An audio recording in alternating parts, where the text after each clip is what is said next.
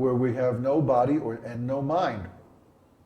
And because we're in material consciousness, we're conditioned by material nature and time, then it's just like a long dreamless sleep during which we cannot understand how much time is passing. And then in the beginning of Brahma's day, again, all the living beings wake up and resume their activities according to their karma. So that's Lord Brahma's position. And yet, when he sees Krishna incarnating on this earth approximately 5,000 years ago, he couldn't understand that Krishna is the Supreme Personality of Godhead, because Krishna appeared just like an ordinary cowherd boy. But when Lord Brahma came and tested Krishna, he stole all of Krishna's calves and cowherd boyfriends, and he put them in some mystic place that he has, and they were like in suspended animation. And then Krishna expanded himself immediately as perfect copies of all of these calves and cowherd boys. And Brahma went away for a moment and came back. And of course, one moment of Brahma, because his day is so long, one moment of his is like a whole year of earth time. So for 1 year continuously, Lord Krishna expanded himself in all these forms identical to his friends and calves, and their temperaments, their activities, their relationships, and everything were maintained without a break during this entire time. And of course, Krishna has thousands and thousands of calves and thousands of cowherd boyfriends and so on. So they were all manifested during this time effortlessly by Krishna. And he continued his pastimes just as they were. And then when Brahma came back after 1 year of earth time, or one moment of his time, he saw everything just as it was before. And he said, wait a minute, didn't I take all those cows and hey, something's going on here. So he approached Lord Krishna, and he said, oh, I'm so sorry. I thought that you were just an ordinary boy, and I was mistaken. I couldn't understand your actual potency. So when Lord Brahma was watching, Krishna transformed all of the cows and calves and cowherd boys that he had expanded as into Vishnu forms, with 4 arms and golden helmets and jeweled garments, and from their feet to their heads covered with buds of tulsi, which are offered to Lord Vishnu and as devotional service.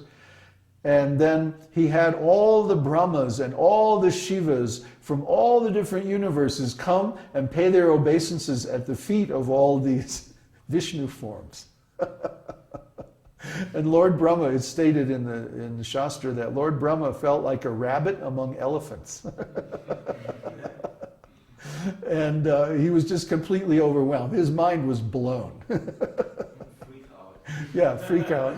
So then Lord Brahma came and he offered obeisances and many nice prayers at the feet of Govinda. And basically that was his message, that I thought you were just an ordinary boy, and here you are, the immeasurable source of Lord Vishnu. Because Brahma is born from Lord Vishnu, and he worships Lord Vishnu. That's the worshipable deity of Lord Brahma, is Garbhodakashayi Vishnu. And so when he saw all these Vishnu forms and everything emanating from the body of this little cowherd boy, then he was extremely surprised and amazed. So he offered these very nice prayers, which are narrated in Srimad Bhagavatam. And Lord Krishna was just sort of like, okay, well, when you're going to be done, so I can get on with my childhood pastimes, okay? Just like, you're not really part of this pastime, so, just finish up your prayers and get out of here. So then, of course, everything was restored just as it was. And that night, all the cowherd boys and calves came back to their original homes and mothers, and they told about what had happened that morning, 1 year ago. That Krishna had killed the demon Aghasura the big snake demon. And Maharaj Parikshit was very amazed that how could it be that these cowherd boys told the story of Aghasura 1 year later than it actually happened. And it was, of course, it was because they were in suspended animation that whole time. They were under Brahma's mystic power. So Lord Brahma, even though he has so much mystic power, he can't measure Krishna. He can't understand Krishna's potency just by his observation. He has to get a lesson. Yeah, he has to be, Krishna has to freak him out real good, then he can understand. Original freaker. So the next name is Hrishikesh. Hrishikesh, Hrishika means the senses, and Esha means the master or the God, the original. So the original senses of all living entities are actually Krishna's senses. And then he expands himself, well, I can't say and then, because he expands himself eternally as all the different forms of Godhead and all the living beings and all the different forces of nature and so on. We say when he expands himself, but that's actually just an artifact of our language. Actually, Krishna's expansions are all eternal in the spiritual world. And those integrated expansions, like the personalities of Godhead, Balaram and Aniruddha, Pradyumna, Vasudeva, and so on, Sankarshan, they're called Svangsha. Svangsha means integrated expansions.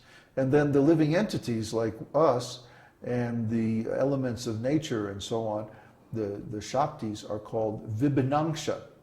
Vibhinangsha means separated expansions. They're different individuals. We have a different identity. We say, I am myself, you are you, who you are, and then Krishna is also an individual. And Krishna confirms this in Bhagavad Gita in the 2nd chapter.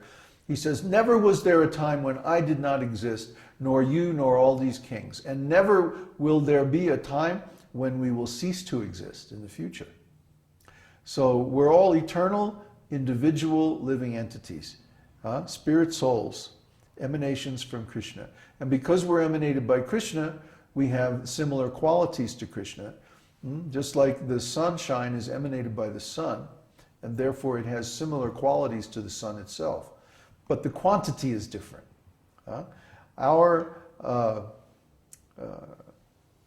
energy is very limited. Our intelligence, our consciousness, everything about us, very, very limited, very small, tiny, actually atomic. We're atomic particles of spirit. And Krishna is the unlimited source of all that. And in other words, an unlimited number of living entities can emanate from Krishna, and he is not diminished, not in the slightest. He can even emanate an unlimited number of personalities of Godhead with equal potencies, and he's not diminished. That's the meaning of the invocation of Ishopanishad. Om Purnam Adaha Purnamidam Purnat Purnam Udachite. Purnasya Purnam Adaya. He can emanate as many complete units as he wants. Purnam Eva Vashishyate. He still remains the complete whole and the complete balance. So again, this is spiritual logic. And spiritual logic is very difficult to understand for an ordinary person. But for someone who's God conscious, he can understand. Rishikesha. Rishikesha, Rishikena, Bhaktir Uchitam. That when we offer the activities of the senses in the service of the master of the senses, then that's bhakti. That's love of God. Because actually, these senses don't belong to us. They belong to Krishna. I often make the example, do we digest our food? Do we think, now I need to add a little more hydrochloric acid? And let's say, how about a few enzymes, just for good digestion? No, we don't think of any of that stuff. We don't think about how our heart is beating. Unless it stops, if we have a heart attack or something. Then we think about it. But normally, we don't think about it. It just goes on all by itself. Well, we're not doing that. We're not operating the senses of the body. Who is? Well, that's Krishna. That's Super Soul. That's Hrishikesha, the master of the senses. So he's there in our body. He's there in all bodies. He's operating the whole thing. The senses, the mind, the memory. Did you ever want to remember something, like somebody's name? I have this problem all the time. So-and-so, what's his name? And it just won't come, right? Because Krishna is in charge of memory. We're not in charge. We're not operating the mind. Krishna is operating the mind. He is within our mind, our body, our senses, and even within every atom.